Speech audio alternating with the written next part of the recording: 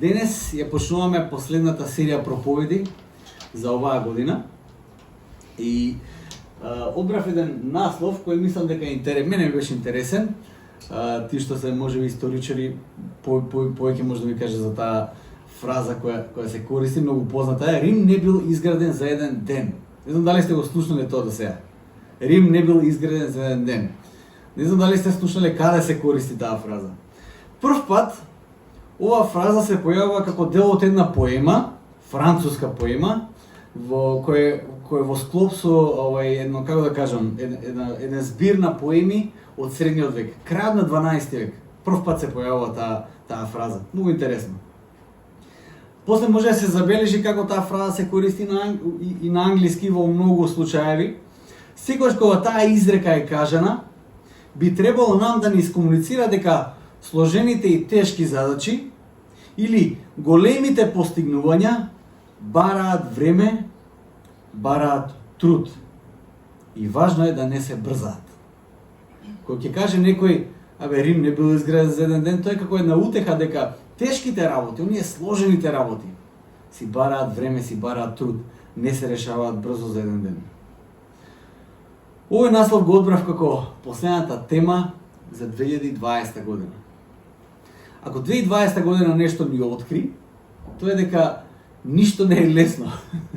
Ништо не е лесно. Кога ќе почнеш нешто, посебно во една таква кризна состојба, ништо не е лесно.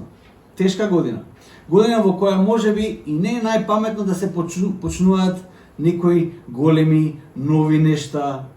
Година во која многу тие работи кои ни беа нормални сега се на стендбај. Пауза има ставено за многу нешта. Година во која можеби си се исплашил од некои твои животни чекори што си ги направил. Не знам кој какви чекори направил во животот. Некој направил поголеми чекори во животот, некој помали чекори во животот. Но можеби сега, затоа што годината била тешка, сега можеби има некој страв. Што ќе дојде? Можеби тоа е година во која толку многу прашалници се појавиле во животот, што не знаеш од каде да почнеш. Во последните месец и пол-два разговарам со многу луѓе кои имаат многу прашалници. И не се само прашалници у стилот на што ќе биде утре, току за животот. Луѓе кои се соочуваат со, како да кажам, anxiety, не знам, анксиозност. Се соочуваат луѓето. Луѓе кои се на некој праг на депресија, луѓе кои се во тешка депресија. Со секакви луѓе им разговарано. Зошто? Затоа што годината, каква што поминавме, на површина изнесе некои работи кои можеби ние мислевме дека не се дел од нашиот живот. Една таква година, тешка година е таа. Можеби пак оваа година за некој од вас беше пресвртница.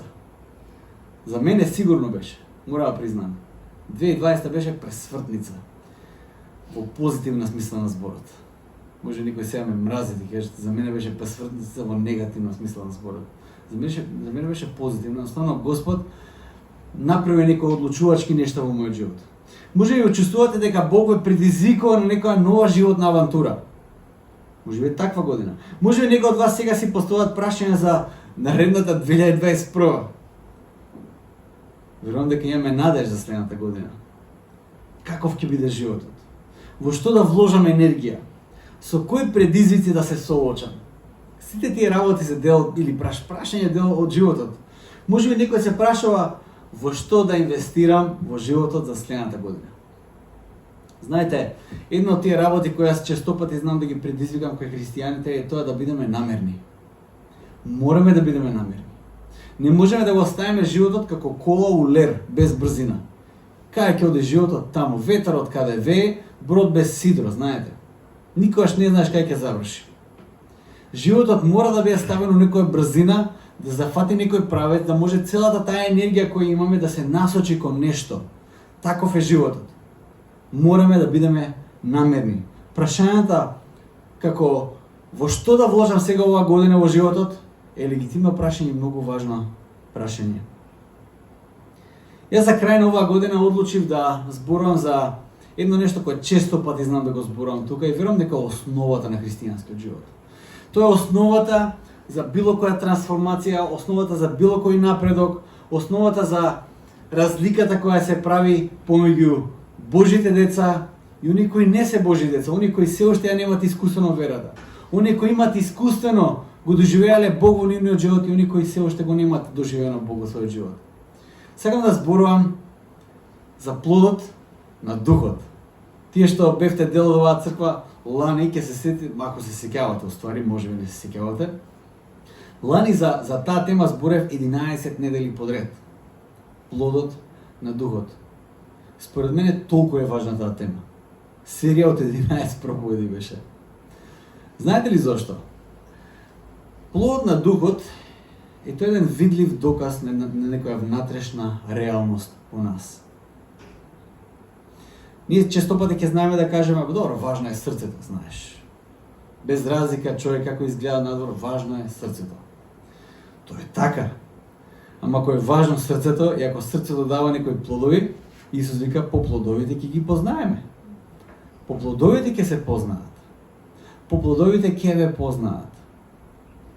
Плодовите излегуваат од срцето. Јас затоа верувам дека плодот на духот е многу важна основа за христијанскиот живот.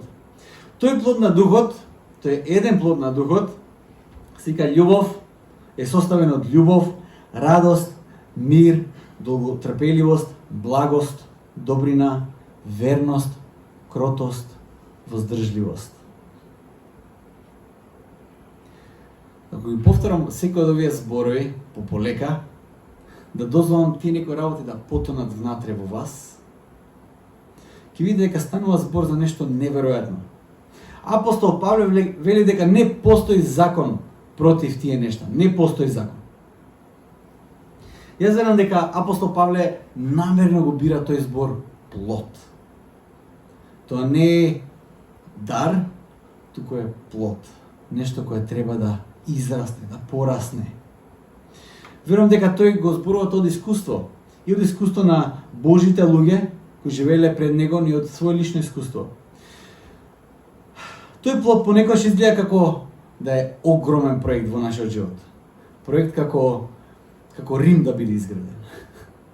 Не, таков проект станува збор. Прекрасен. Прекрасен е тој плод, кој ќе ви кажам љубов, радост, мир, долготрпеливост, благост. Тие се све како прекрасни згради кои изгледаат во еден прекрасен град. Но тие згради не се градат преку ноќ. Треба многу време, треба многу труд, многу намерност. За проект со таква димензија и комплексност не треба да се брза. Плод на духот е навистина нешто по кој копнеме длабоко. Ако дозволите тие зборови да ги слушнете на еден начин во тишина, да видите што преседат овие зборови, ќе видите дека секој од овие зборови длабоко резонираат во вашата душа. Кога ќе кажам љубов, тоа резонира внатре во нас. Кога ќе кажам мир, кога ќе кажам радост, сите тие работи длабоко во нас резонираат. Едноставно, чувствувам дека е како некое ехо внатре во нас. Ехо кое можеме да го слушнеме дури од создавањето на светот. Резонира внатре во нас.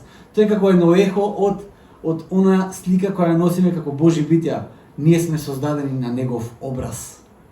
Кога ќе кажам тие работи резонираат во нас. Не можеме да си помогнеме. Сепак, ми се чини дека да се порасне тој плод на духот во нашиот живот, се чини како најкомплексната работа во животот кој може да се направи. Работите кои најмногу сакаме да бидат дел од нашиот живот се најтешки да ги извадиме како плод од внатре од нас. Имаш чувство дека моментот кога се обидуваш да го растеш тој плод на духот, како цел свет да се свртува против тебе. Тогаш кога ќе кажеш дека ќе бидеш трпелив дома во семејството. Абе, во тој ден кога ќе одлучиш да бидеш трпелив дома, како све да тргнува наопаку. Го предизвикат целото твое трпение. Кога ќе кажеш ќе зборувам, ќе работам со љубов. Леле, краток фитил почна да се појавува за сите нешто околу тебе. Неверојатно. Не може светот да те разбере, дури ти се исмева. Ќе ти каже дека тој плод е неделотворен, невозможен да се живее со тој плод на духот. На кого не може да си кроток и благ? Како е може да си кроток и благ? Не може, во овој свет, тоа е суров свет. Мора си суров со овој свет, не може кроток и благ. Кој ти кажува дека треба да бидеш кроток и благ? Некоја ти ќе искажеш добрина и верност. Кој ќе го вреднува тоа? Кој вреднува верност и добрина од денешно време? Го искористи таму дека можеш. Како е можно да имаш радост и мир во овој свет? Нели гледаш што се случува во светот? Живееш во некоја фантазија? А плод на духот, дел плод на духот е радост и мир. Љубовта е ефтина во овој свет. И сите се со краток фител. На кого ти ќе искажаш долготрпеливост? Не е можно тоа. Како е можно да имаш самоконтрола во свет на опортунизам? Како ќе искажеш самоконтрола? Како ќе живееш со самоконтрола? Ќе те изедат. Сепак,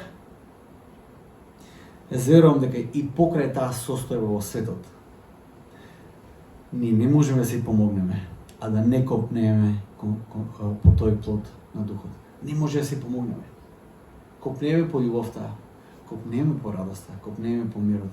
Понекогаш плаќаме и неверојатна цена за да дојдеме до љубовта, да дојдеме до радоста, да го доживееме тој мир. Веднаш тој плод е препознатлив кај личноста што го има. Сакаш да се дружиш со таква личност. Кога ќе препознаеш еден таков плод кај некој од твоите ближни пријатели, ти сакаш да бидеш во нивното посредство. Убаво ти е. Ти носи некаква радост. Ти носи дури некаков мир, дури и кога тој плод не е ни твој. Го гледаш кај некоја личност. Едноставно не може да си помогнеш. Сакаш да бидеш во тоа присуство.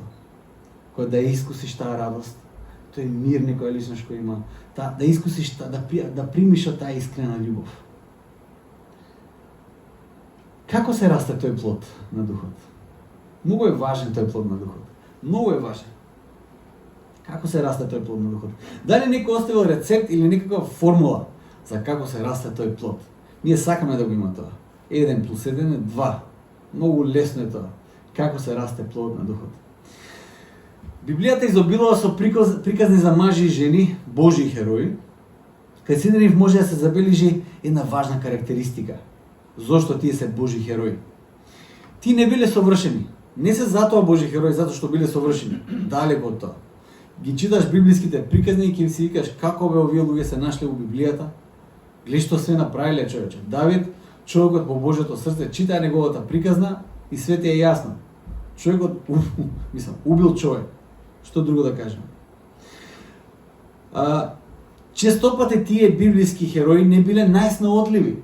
Не биле најснаодливите луѓе. Може да се каже дека често пати не биле ни најхрабри и најсилни. Ја читаме приказната за храбриот Гидеон. Гидеон, колку бил храбар. Тој бил стуткан од една пештера, бегал од непријателите и тогаш му се јавува ангелот и вика: "Кај си бе храбри јуначе, ми требаш за мисија." Гидеон целиот свиткан. Не било таа поента. Дури може да се забележи дека понекогаш тие не биле најверни на Бог. Понекогаш правили компромис. Но покрај сите тие можни слабости кои тие ги имале, една карактеристика била видлив знак во нивниот живот. Тие биле истрајни. Истрајноста. Истрајност. Не знам дали знаете што значи да се биде истраен. Тоа е многу важен збор во Библијата. Потребните нешта за плодот на духот да се развие, потребното нешто, една важна особина е истрајноста. Perseverance. На англиски се вика тоа. Истрајност до крај. А што е истрајност? Во Матеј 11 глава, 1 до 6 стих, ја имаме приказната, една многу необична приказна е таа, често пати знам да ја цитирам, затоа што е приказна која го вклучува Јован Крстител и Исус. Непосредно пред смртта на Јован. Јован се наоѓа во затвор, Јован Крстител, тој во бунило, во дилема, слуша што се случува со Исус, што прави Исус, ја гледа состојбата на Израел, на светот, ја гледа својата состојба и тој ги праќа своите ученици на Исус да го прашаат: "Извини, мора да те прашам. Ти ли си Месијата кој требаше да дојде или да чекаме друг?" Јован Крстител тоа го прашува Исус. Дали сте свесни што значи тоа? Човекот кој го крсти Исус, човекот кој имаше мисија да го навести неговото дајање, Човекот кој кога сите гледа на Исус, кој е овој бе? Исус, Јован кажа, ова е јагнето Божје кој ќе го земе целиот грев на светот врз себе. Вау! Тој Јован Крстител ги праќа своите ученици и го прашува Исус, ти ли се Месијата или да чекаме некој друг? Исус одговара на Јован на еден многу интересен начин. Тој не му дава старозаветни аргументи, теолошки принципи, некои, нели, зошто он е Месијата, не. Исус на учениците им кажува, одете кажете му на Јован што гледате и што слушате. Тоа што јас го правам, известете го Јован за таа работа. Исус кажува нешто многу интересно на крајот на тој одговор. Исус кажува, блажен е оној кој не се соблазнува од мене. Знаете, има многу блаженства кои Исус ги кажува. Тоа е едно од најчудните блаженства. Не се блажени миротворците. Не се блажени, тие кои плачат.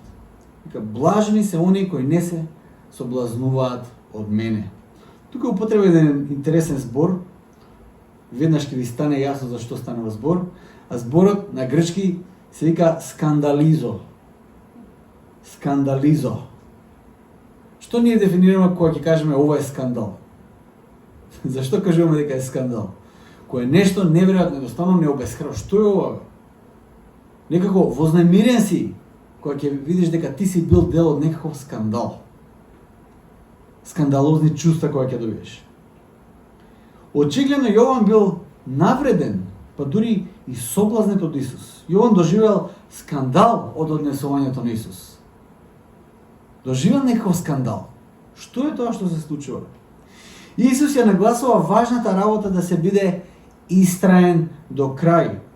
И тоа го кажува во контекстот на Јован, кој затоа што се наоѓа пред крајот на својот живот, кој во исто време разбира дека и Исус така ќе заврши ако продолжи на тој начин. Јован го гледа Исус, гледа каква мисија има, вика не само што на мене не ми се подобри ситуацијата, во полоша ситуација сум. Го гледам Исус каква мисија има, му го гледам и не на него крајот, и он ќе заврши така ако продолжи. Јован е разочаран.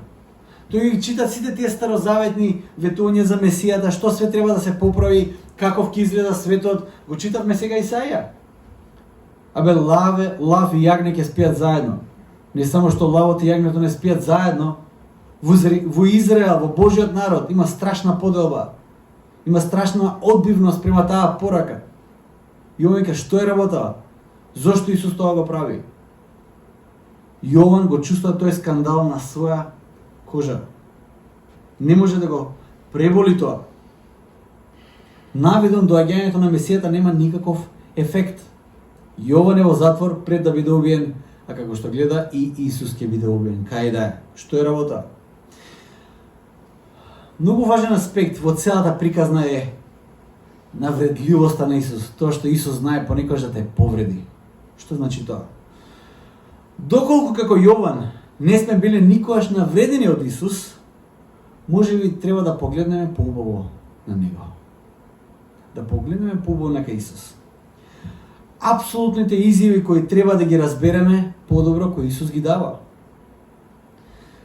Исус не е лажно скромен, знаете ли? Исус не е дипломатски настроен. Тој не е лажно скромен. Тој не е добар учител. Тој не дава препораки. Тој дава закони. Не знам дали сте го доживеали Исус на еден таков начин. Знаете, слушав една проповед од Тим Келер, тој вика, тоа што Јован Крстител го доживеал во први век, тоа сега генерацијата во овој свет, сега што живее, го доживува сега. Што значи тоа? Ти не го отфрлат Исус. Ти не можат да го прифатат Исус таков каков што е. Проблем има. Нашата генерација Исус ќе го прифати како се, како добар учител, како пророк, како све, ама не тоа што тој тврди дека е. И многу е проблем денес за светот. Кога Исус вика, јас сум Господар, тоа е многу тешко светот да го прифати. Тој кажува дека за секоја твоја грешка која ја правиш, па дури на другите луѓе, први не му треба да му се извиниш. Тоа е арогантно. Тој може би ќе те повреди, кај што е работа. Тој вели дека да се биде негов следбеник, ќе имаш проблеми во светот, за кои ќе треба да ги издржиш до крај. Плод на духот почнува да биде видлив и реален и делотворен кога ќе се премине прагот на финоќа и сентименталност со Исус. Со Исус не можеш да бидеш фин или сентиментален.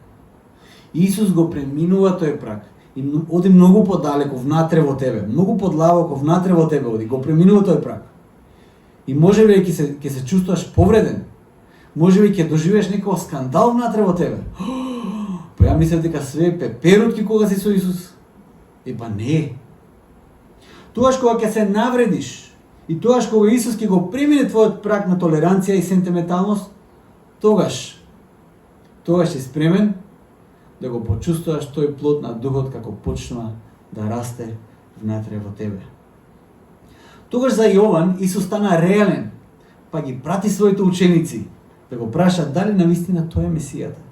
Исус вели дека блажен е оној кој нема да се соблазни од него, нема да доживее скандал од него. Со други зборови, блажен е оној кој е истраен до крај, покрај проблемите, покрај предизвиците кои ќе има во животот и во верата. За плод на духот да се роди во тебе, тогаш мораш да размислуваш дека Евангелието е многу повеќе од сет на правила. Евангелието кое Исус го дава, радосната вест, не е сет на правила. Многу повеќе од тоа. Евангелието е, како што апостол Павле кажува, сила Божја. Знаете, апостол Павле кога вели дека Евангелието е сила Божја, тоа не значи само некој фигуративен говор, некој символички говор. Божја сила е тоа. Тоа бе Божја сила е. Не, тоа е Божјата сила за трансформација на овој свет. Павле вели во Римјаните 1:16, зашто јас не се срамам од Евангелието на Исус Христос, бидејќи тоа е сила Божја која го спасува секого што верува. Сила Божја. Таа изјава на апостол Павле упатува на тоа дека некои веројатно биле засрамени или доживеле некој скандал за тоа што Евангелието прави и до каде оди тоа Евангелие. Некои биле засрамени, некои доживеле некој скандал. Евангелието не е упатство за среќен живот, ниту книга за информации како самиот да си помогнеш. Ти што викаме self-help books. Не е тоа Евангелието. Тоа е сила Божја. Тоа е сила Божја за истрајност во сите можни неприлики кои животот ќе ти ги донесе. Па дури и нештата кои Бог ќе ти ги направи во твојот живот. Повторно е сила Божја. Бог како хирург понекогаш ќе направи некој зафат во твојот живот, кој можеби нема да ти се допадне, ќе те боли, но Евангелието е сила Божја за спасение преку вера. Истрајноста за да се дојде до плодот на духот, значи да истраеш во сите тие моменти кога Исус ги преминува сите тие твои прагови на толеранција и да влезе длабоко во твоето битие и преку силата на Евангелието да носи преобразба во тебе и на сите околу тебе. Тоа е Евангелието, сила Божја. А што е истрајност? Истрајноста е клучен аспект за плодот на духот. Како што кажав, плодот за да биде плод, обично користам една символика за јаболкото. Како доаѓаме ние до јаболко? Во денешно време многу полесно одиш на пазарче или отидеш у Рамстор или Тинекс, кај да е, си купиш кило јаболко, имаш јаболко дома. Но како се доаѓа до тоа јаболко? Се почнува од семка. Семката која треба да рти. Треба да се сади во помал сад, за да порасне мало стебленце, па да го засадиш на земја, во земја, па да го вадиш, да го чуваш, со години да расте. Првото цветање и првата берба можеби нема да биде многу плодна, може нема да бидат добри јаболките, но еден ден тоа јаболко ќе порасне и ти уживаш во плодот од трудот кој си го вложил. Тоа е плод. Тоа е плодот на духот. Макотрпна работа е. Треба многу истрајност. Не можеш да го фрлиш семенцето на земја и да очекуваш утре да јадеш јаболки. Не може. Тоа е плодот на духот. Треба многу истрајност. Зборот кој преовладува во Новиот Завет за истрајност е зборовите хупомено или хупомоне. хупомено или хупомоне. Тој е грчкиот збор. Тој збор се појавува на многу значајни места во овој Новиот Завет. Едно од позначајните места кои можеме да ги видиме е во Лука 8 глава. Тој е познатата приказна за сејачот и семето. Знаете, многу позната. Си бил еден сејач, излегол на нива да посади семе. Едно семе паднало помеѓу камења, другото на плитка почва, другото помеѓу грмушки и некои семиња паднале на плодна почва. Го знаете, ја знаете приказна. Ако не ја знаете, отприлика тоа е приказната. Исус завршува со таа приказна вака, 8 глава 15 стих, Лука 8:15. А тоа што падна на добра земја, се тие што го слушаат словото и го чуваат во добро и чисто срце и донесува плод во трпение. Во трпение. Во истрајност. Истиот збор е тоа. Трпение и истрајност. Хупомено. Трпение. Тоа е познатата парабола на сејачот и семето. Во 2 Петрова, ќе прочитам овој текст кој е многу важен, 2 Петрова, 1 глава, 3 до 7 стих. Вели вака: бидејќи неговата божествена сила ни подари се што е потребно за животот и побожноста, а преку познанието на оној кој не повика со својата слава и совршенство, преку кој ни се дарувани многу големи и драгоцени ветувања. А кои се тие ветувања? Та преку нив да станете учесници во Божјата природа, ако се оддалечите од гнилежот на овој свет. Затоа Петар вели, затоа што ние сме повикани да станеме учесници во Божјата природа. Не знам дали го слушате тоа добро. Учесници во Божјата природа. Петар вели вака: затоа грижејќи се за ова сестрано, принесете кон верата своја добродетел, кон добродетелта знаење, кон знаењето воздржување, кон воздржувањето трпение или истрајност, кон трпението побожност, кон побожноста братолюбивост, кон братолюбивоста љубов. Трпеливост или истрајност е дел од таа важна низа, која е некаков јавен знак за нашето учествување во Божјата природа. Не можам да нагласам доволно колку важен е тој момент, дека Божјата природа и човечката природа се категорично различни. Знаете, Бог е создател, ние сме создание. Не постои начин тоа да се како да кажем, да се спои или да се не знам. Бог е создател, ние сме создание. А Бог, како што вика апостол Петар, по неговата благодат и милост ни повикува да бидеме соучесници во неговата природа. Вау!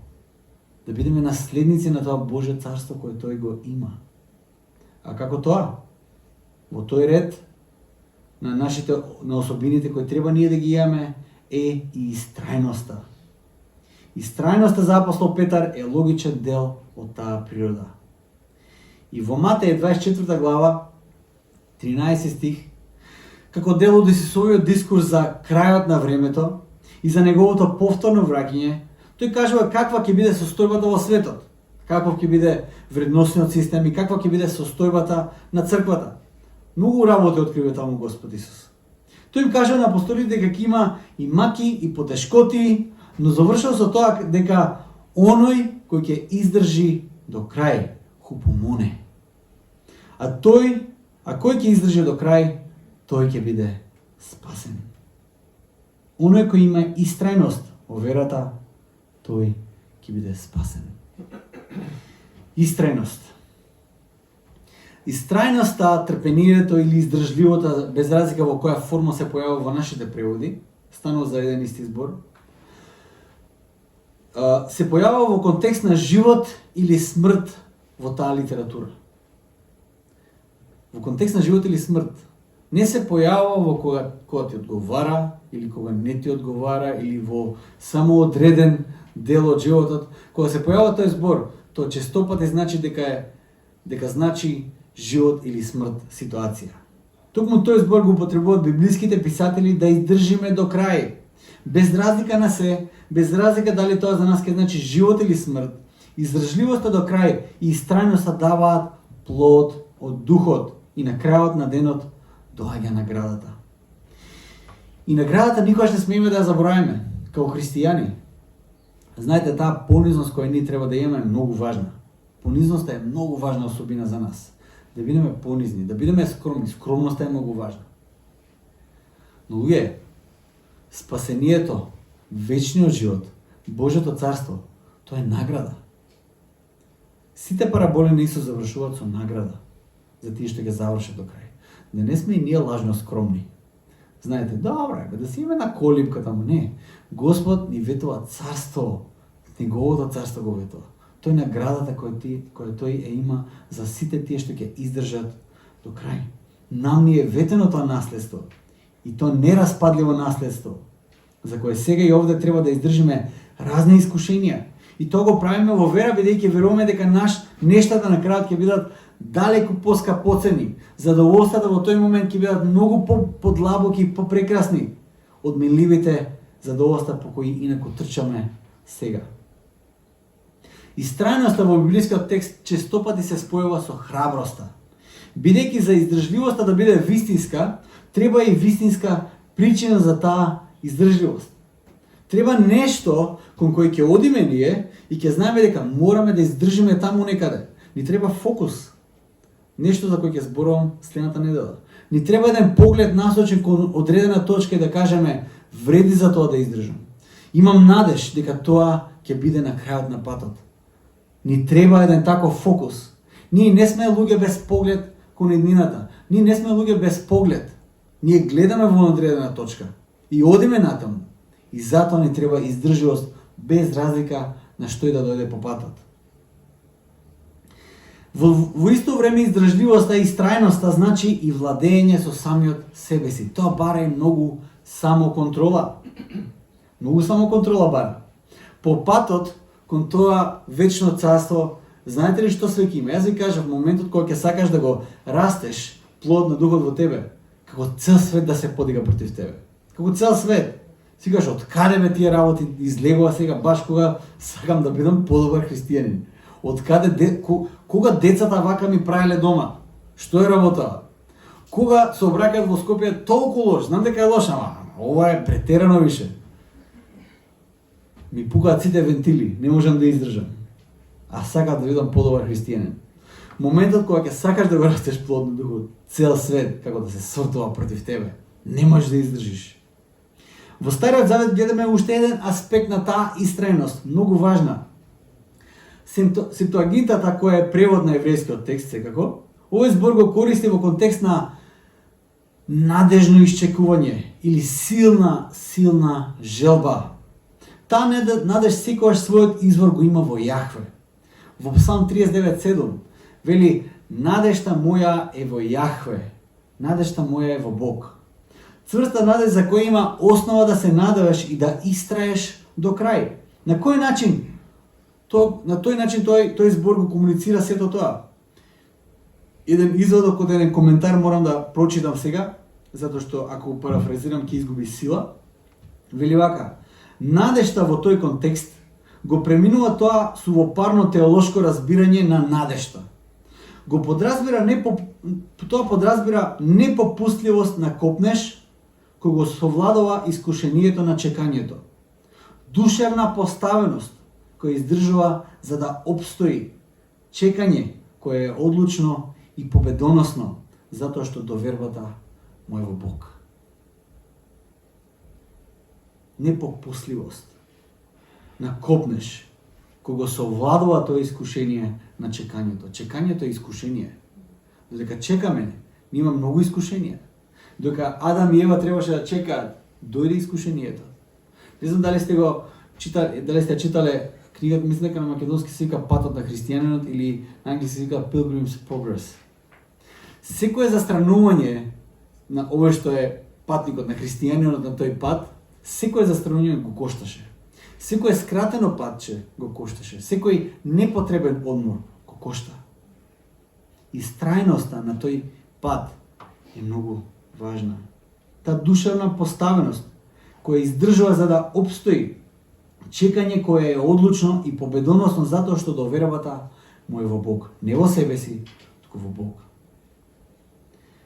Истрајноста со непоколебливост во предизвиците, неволите, маките и тешкотиите го прави можен плодот на духот. Истрајност наспроти се. Тоа значи плод на духот. Тоа е заклучокот на параболата на сејачот. Тоа е заклучокот. Во химната на љубовта во 1 Коринтијаните 13 глава, каде апостол Павле прекрасно ја опишува таа љубов и ги набројува сите тие одлични карактеристики на љубовта, веднаш пред да ги каже зборовите љубовта никош не пропаѓа, никош не престанува, заклучната карактеристика која љубовта има е хипомоне. Се поднесува, таа е истрајна. Љубовта е истрајна. Има многу библиски примери за тоа што значи истрајност наспроти се. Една од моите омилени приказни како дете, кои сум ги читал и слушал, била приказна за Даниел и лавовската јама. Многу прост пример е тоа. Тоа е Даниел кој непопусливо, кој истрајно му е верен на Бог, наспроти се. И е обвинет за банална работа, затоа што се молел во својот дом. Затоа е обвинет Даниел. Не дека не го почитува царот, туку затоа што се молел на Јахве во својот дом. Затоа е обвинет Даниел. И тој е фрлен во лавовска јама. Тој истраен во верата на Бог, па макар и по цената на својот живот. За на крај, чудесното Божјо избавување биде невидена просвртница и за Даниел, но и за царот, кој после тој настан пишува декрет дека сите народи во неговото царство, во неговата империја, има од сега натаму да го слават Богот на Даниел, кој го спасил од лавовите. Вау! Каква пресвртница! Истрајност е како важен елемент во растењето на плод на духот, никогаш не е лесна работа. Тоа можам да го кажам од лично искуство. Верувам дека и вие можете да го кажете од лично искуство. Но истрајноста ја носи победата на крајот. Истрајноста наспроти се го расте плодот на духот, плод за кој твојот и мојот живот биле создадени. Не знам дали знаете, плод на духот не е само нешто кое се додава во твојот живот, да се додава на мојот живот. Плод на духот е процетот на нашиот живот. Знаете, кој ќе земете машина за перење алишта, понекогаш на неја ќе ставите дома и чешел и не знам некои детергенти, средства таму, ама за тоа ли служи машината за перење алишта? Машината за перење алишта ја врши својата должност или својата цел ја завршува тогаш кога таа пере алишта. На еден сличен начин, јас верувам дека човекот бил создаден, тој процет на човекот, на таа личност која Господ ја има создадено на свој лик. Тој цвет, таа кулминација на нашето постоење е токму плодот на духот. Тогаш на тој начин, кога плод на духот расте внатре во нас, ние вистински го отсликуваме Божиот образ на нашиот образ. Божиот лик се отсликува на нашиот лик. Ете, толку е важен плодот на духот. А за плод на духот многу е важна истрајноста. Како и Јован, кој поминал низ тешки проблеми и разочарувања. Низ кои разочарување можеби сега минуваш ти во твојот живот? Кој аспект од верата, од Исус, од Божјата работа внатре во тебе може би ти предизвика некој скандал, некаква нелагодност? Моментот кога Исус од лав јудин ќе стане припитомено маче во твојот живот, тоа треба да се вклучат сите можни аларми кои ги имаш за твојот живот. Исус останува лав до крајот на твојот живот. Не можеш да го припитомиш Исус и да кажеш сега си имам едно прекрасно маченце. Не може така. Исус до крајот на твојот живот ќе те предизвикува. Ќе те предизвикува и скандал внатре во твоето срце. каде се бориш со сите твои похоти, со сите тие искушенија на тој твој пат на христијанинот. Ке се бориш со сите тие нешта. Може би си замислуваш дека животот со Бог не го замислуваше баш така. Ја мислев дека е малце подругачие. Имаше некаква замислена слика, а сега некако не изгледат работите многу понадежно. Може би како и Даниел. Дали може би имаш чувство како цел свет да е против тебе? Дури и за некоја наедноставна работа, па дури и приватна, како молитвата на Даниел. Нешто, твоја работа си е тоа. Ами имаш чувство како цел свет да е против тебе. Дали мислиш дека понекогаш цената што ја плакаш за твојата вера е диспропорционално или претерана, како на пример јамата со изгладнети лаови за Даниел, само затоа што се молел во својот дом. Казната некој не одговара со делото. Притисикот за нас е да бидеме истрајни, бидејќи победата и континуитетот во надеж за оние кои нема да се разочарат од Бог и е за тие кои ќе издржат до крај. Истрајноста е еден од најважните елементи за плодот на духот. Да стане тој плод видлив во вашиот живот. Потребна е истрајност. Исус тоа совршено го покажува на крстот. Неговата истрајност за да ја покаже вечната Божја љубов беше видливо покажана за нас. Знаете, он до самиот, буквално, до самиот крај имаше искушенија да не биде истрајен. Прво почна со Петар. Апостол Петар му вика: "Абе, не збори така, сега ќе те раснале, те молам. Нема ти тоа да го помиш, не се секирај ти." Прво ѓаволот почна. Вика: "Скокни од оваа карпа, ангели ќе те фатат, нема да биде проблем." Па Петар, па после сите што го искушува, па дури кога висеше на крстот, последните воздишки ги испушташе. До последната воздишка. Народот кој беше доле му викаше: "Ако си синот Божи, симни себе од тој крст. Симни себе." Христос беше истраен до крај. До крај.